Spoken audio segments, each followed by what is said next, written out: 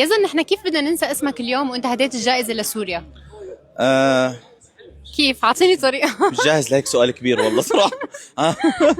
ألف. بصراحة بحب هالبلد، بحب من أوكي. فيها، اوكي.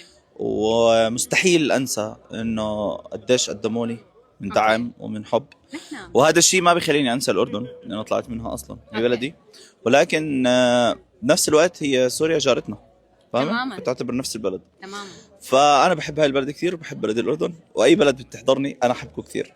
طيب. امم ايمتى حاطط بلان انك تروح على سوريا؟ يعني بما انك هديت، اوكي بلدك الاول الاردن، بلدك الثاني سوريا، فانت لازم تروح على سوريا على شوفي بلدك. أنا مخطط أروح على سوريا هيك يوم من الأيام. يوم من الايام. إن شاء الله يعني. اوكي.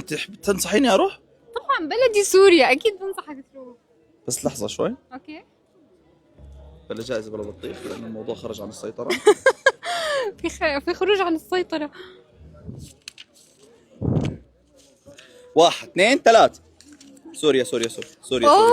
سوريا بلدك سوريا. الثاني تماما. سوريا مطار.